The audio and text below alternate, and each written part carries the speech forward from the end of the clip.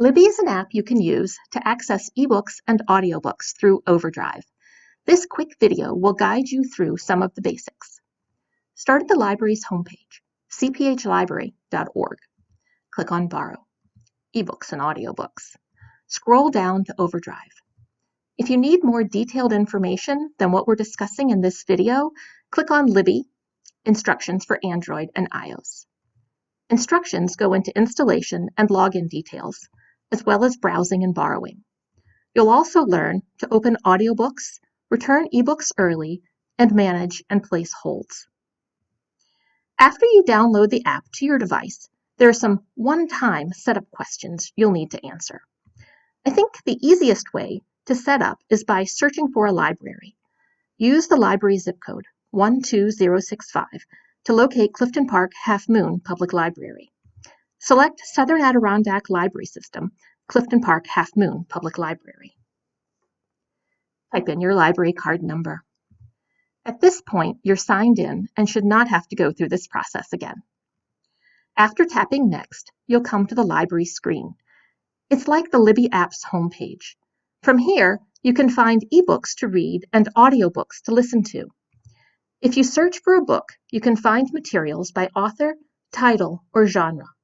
In this example, I'm searching by author. You'll notice that as you type, the app will suggest terms for you. I'm going to choose Stephen King. The results list is long. Next to each book cover, you'll notice that books can either be placed on hold or borrowed. To borrow a book, tap the book's cover, then tap Borrow. Your book will automatically start to download to the app on your device. When you see the option to open book, select it to begin reading. From here, tap the middle of your screen, then tap Back in the upper left-hand corner to get back to your shelf. Tap Library to get back to the library page. It's also possible to borrow books directly from here. Just tap the book cover you're interested in. I'm going to choose Harry Potter and the Sorcerer's Stone, and then tap Borrow.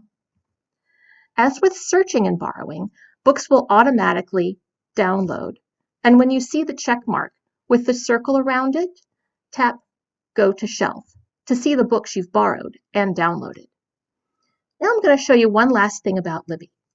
Tap Library to get back to the main screen. We're going to browse and place holds. As you scroll down, you'll notice more options for finding titles like new books and popular books, genre lists, and titles that are featured on a rotating basis. Here we see books by local authors. If you find a title that is interesting but unavailable to borrow, you can place a hold.